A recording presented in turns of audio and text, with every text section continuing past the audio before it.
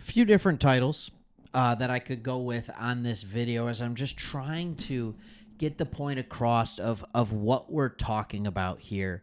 But Joshua Palmer recently did an interview. And in that interview had a ton to say and almost nothing to say all at the same time. But I think what everybody's going to focus on is the way he really talked about losing his two best friends and wide receivers in Mike Williams and Keenan Allen. And this is the first time that I see an interview with a Chargers player where he almost is like, I don't know. I don't know what's next. It was kind of frustrating, but at the same time, you totally get it. I remember back in playing days, the seniors would leave. I'm talking high school, right? Seniors would leave, and you're just like, I don't know what to do. Like, you have that person who taught you how to play. It doesn't matter what sport it is. It could be football. It could be basketball. It could be tennis, right? It could be anything. Those older players leave, and there's kind of a hole that's left, and you don't know what's next. And then all of a sudden the season kicks in and you're going and you're having a good time and you realize like what they taught you is still there. And whether you know it or not, you're now teaching it to the next generation, which is not like 20 years from now. It's literally the next year. And that's how it works with football. So when they were asking him about his relationship, so here's what we're going to do in this video. We're going to talk about his relationship with those wide receivers. We're going to talk about his new relationship now with his new two coaches, Greg Roman and Sanjay Lal. So we're going to talk about that. And then we're going to possibly go into something with a unique twist that I saw an article on in the running back room that may help as well. All right. So first one. What was the off-season program like with no Keenan Allen and no Mike Williams? And here's what he had to say.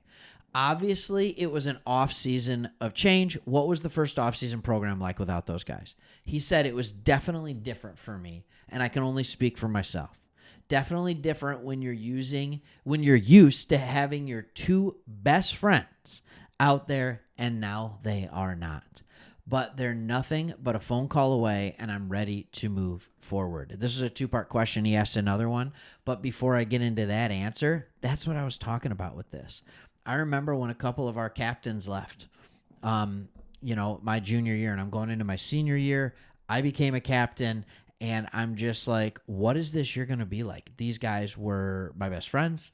They were a ton of fun. They led in practices, and now it's me. Like, that doesn't really make sense. I'm not as good of a player as they were. I don't know what that looks like. And I think Joshua Palmer has a little bit of that. And I think what he needs to get is a little more of that big dog personality in him, that alpha dog personality. Like, dude, step up. Like, this is your team. Don't just hand the reins over to Ladd McConkey over here in the wide receiver room. Like, hold on to him. Like, this is the whole point. When you have wide receivers that are getting up there in age and you let them go, you're hoping those younger receivers that have watched them for a few years are taking after them. So then the next generation of players after them can see what that looks like. It's not just quarterbacks. We always talk about this with quarterbacks, right? But there's receivers that can have great impact on other receivers. Linebackers on linebackers. Offensive linemen on offensive linemen. This goes with every position. Now, at wide receiver, does your physical ability to do certain things affect that more than maybe a quarterback and stuff like that? Sure. Sure it does. But at the same time, you have to understand that it's not like Keenan Allen was out here as a supreme athlete, right? That's not how he won. He was a technician. He used his brain. Like, that's how he became so great. So the two-part question is, how did that impact you personally and then on the football field? He said, I was a little sad because they're my good friends, and I looked up to Keenan and Mike. From the football standpoint, it's a business.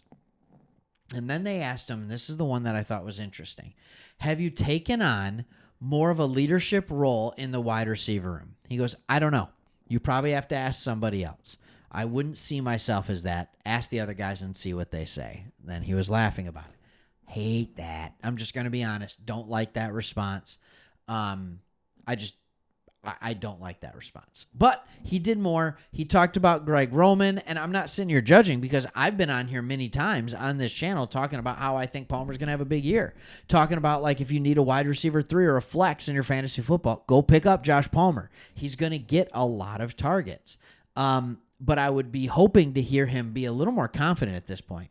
He said, what has been your early relationship with offensive coordinator Greg Roman? He said, it's still growing. I'm learning the offense he is learning the receivers and possibly foreseeing guys in certain spots. We're just doing our best to pick up the offense. Then there was an ask about how big of a focus that he has on the run game. How do the receivers play into that? He said, and this is probably my favorite answer he gave, you can't run unless you can throw, and you can't throw unless you can run. The run and the pass complement each other, so we know that we have to be good in the run game. There you go. He did light up a little bit when talking about Sanjay Lal. He said, I spoke with him before the draft, but then he said, what's it been like? He said, really good. He's really technique and technically focused. He wants to build great receivers and doesn't want any drop-off if guys are not in. He wants to be able to put a guy in and know that he's going to be right there. And he then admitted that that technical aspect was something that he needed. All right, I've done videos about how I like Josh Palmer and that outlook.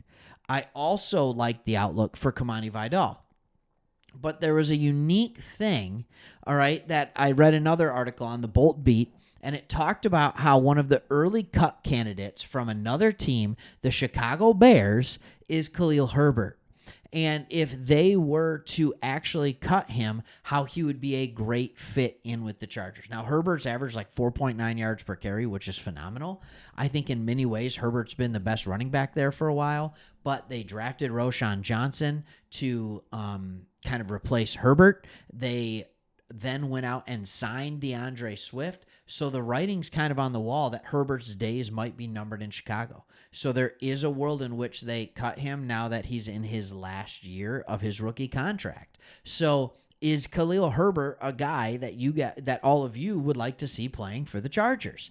I think that's a great question. Like, is that it? Do you know enough about him? He's nothing like extremely impressive, but he's a big-bodied back that gets hard yardage.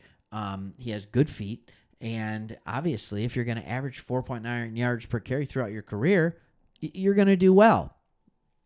Personally, I kind of like what we have with the Chargers, but I also understand that if J.K. Dobbins isn't going to be healthy, you are going to need to do something else. We just don't know what his health's going to be yet. So, hey, it's the slow time of year. It's June. We're still coming at you with news stories every single day. Thanks for watching. Keep watching. Can't wait till preseason. Can't wait till training camp. We're not that far away. Like, seriously, it's like 20 days. All right, see ya.